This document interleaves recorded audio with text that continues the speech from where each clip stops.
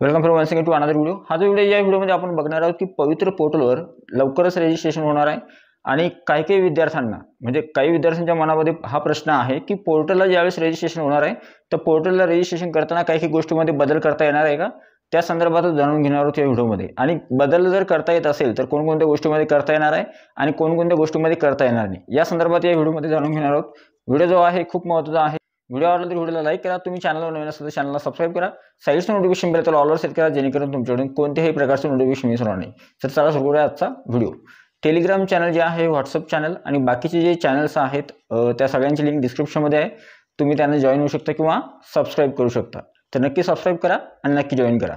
आणि हा तुम्हाला सांगायचं राहिलं, जर तुम्हाला कोर्स परचेज करायचा असेल तर तुम्ही टेलिग्राम चॅनलची लिंक डिस्क्रिप्शनमध्ये आहे। टेलिग्राम चॅनलला कोर्स दिलेला आहे मी, ॲक्च्युली तिथे जाऊन तुम्हाला कोर्सबद्दल पूर्ण माहिती मिळून जाणार आहे। ठीक आहे, तर चला सुरू करूया आजचा व्हिडिओ। तर सगळ्यात पहिली गोष्ट बघा, खूप साऱ्या विद्यार्थ्यांचा प्रश्न होता हा आणि याच गोष्टीवर आजचा जो व्हिडिओ आहे तो असणार आहे। ॲक्च्युली होतं काय, काही विद्यार्थ्यांचे प्रश्न असे होते की आम्हाला पोर्टलला रजिस्ट्रेशन करायचं आहे आणि रजिस्ट्रेशन करताना काही गोष्टींमध्ये आम्हाला बदल करायचा आहे, मग तो बदल शक्य आहे किंवा नाही आहे त्या संदर्भात माहिती बघूया। सगळ्यात अगोदर पवित्र पोर्टलला रजिस्ट्रेशन करताना कोणकोणत्या गोष्टींमध्ये जे आहे बदल करायचा आहे त्या संदर्भात जाणून घेऊया।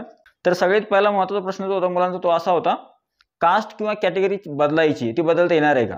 दुसरा प्रश्न होता, फॉर्ममध्ये टेटच्या एक्झामच्या फॉर्ममध्ये काही मिस्टेक झाली आहे ते दुरुस्त करता येईल का। तिसरा जो प्रश्न होता तो होता, काही विद्यार्थ्यांना कास्टमधून ओपनमध्ये जाता येईल का हा प्रश्न होता।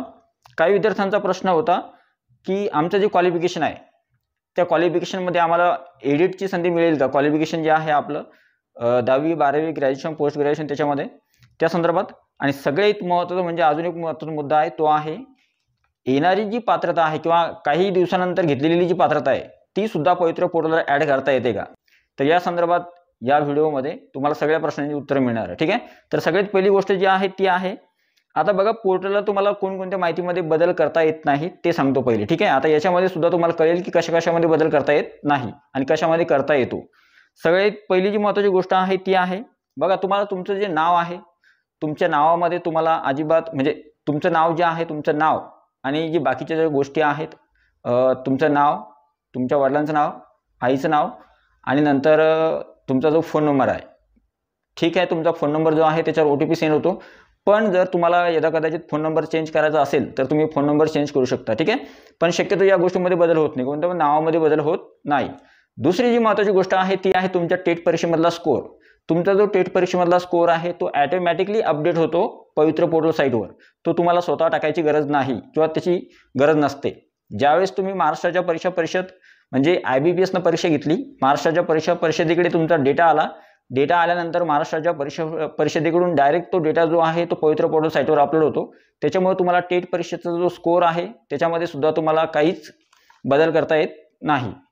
तिसरी महत्त्वाची गोष्ट आहे ती आहे तुम्हाला काही गोष्टी ज्या आहेत ते बदलता येतात। उदाहरणार्थ समजा मी आत्ता सांगितलं जसं फोन नंबर आहे, ईमेल ID आहे किंवा बाकीच्या ज्या मायनर गोष्टी आहेत ज्याच्यामध्ये जर समजा तुम्हाला बदल करायचा असला तर तुम्ही बदल करू शकता, त्यांना मायनर गोष्टीमध्ये तुम्हाला बदल करायला मिळतो। ठीक आहे, आता जर काही विद्यार्थ्यांचा हा प्रश्न होता की आम्हाला कास्टमधून ओपनमध्ये जायचं आहे तर जाता येईल का।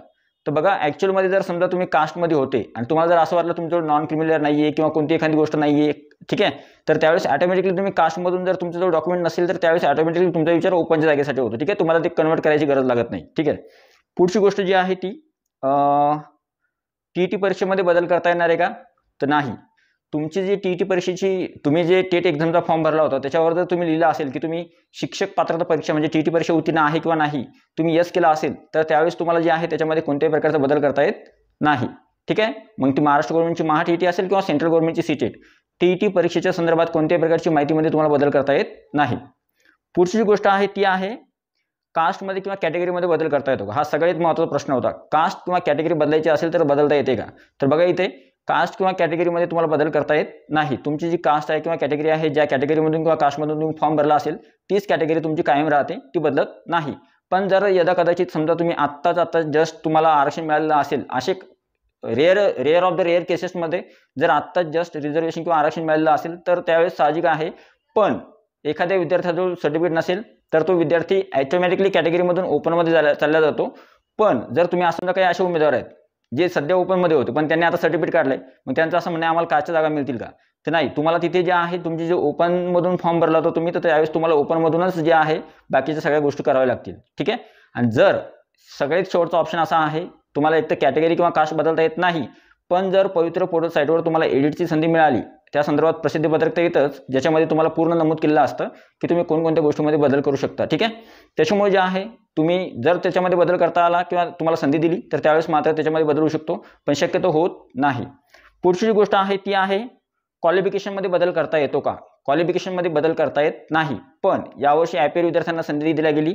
त्याच्यामुळं जे विद्यार्थी फायनल इयरला किंवा अंतिम वर्षाला होते किंवा जे D.Ed B.Ed फायनलला होते, तर त्या विद्यार्थ्यांना त्यांची माहिती आहे तीच फक्त IPR विद्यार्थी सोडून IPR विद्यार्थ्यांना शक्यतो संधी मिळाली, तर बाकीच्या विद्यार्थ्यांना संधी मिळत नाही.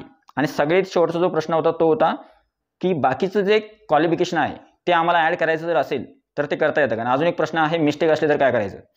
जर समजा तुम्ही जे क्वालिफिकेशन जे आहे नंतरचं असेल तुमचं, किंवा तुम्ही आता येणाऱ्या कालावधीमध्ये TT परीक्षा पास झाली आणि तुमचं जर असं म्हणणं असेल TT 2025ची माहिती आम्ही पवित्र पोर्टलला ॲड करू शकतो का, तर ती करता येत नाही, ती सुद्धा तुम्हाला ॲड करता येत नाही. ठीक आहे. आणि सगळ्यात शेवटचा प्रश्न, जर तुमच्या टेट एक्झामच्या फॉर्ममध्ये मिस्टेक झालेली असेल तर ती दुरुस्त कशी करायची बघा.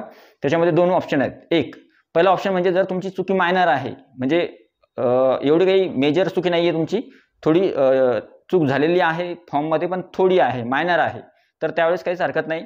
पण जर समजा तुम्ही मेजर चुकी केलेली आहे की तुम्ही तिथं समांतर आरक्षणाला यस केलेलं आहे, वुमन रिजर्वेशनला यस केलेलं आहे किंवा नो केलेलं आहे, किंवा बाकीच्या गोष्टी केलेल्या आहेत, ज्या मेजर गोष्टी केलेल्या आहेत तुम्ही, तर मेजर गोष्टीमध्ये तुम्हाला बदल करता येत नाही, त्या जसं ॲज इट इज जशा आहेत तशाच राहतात.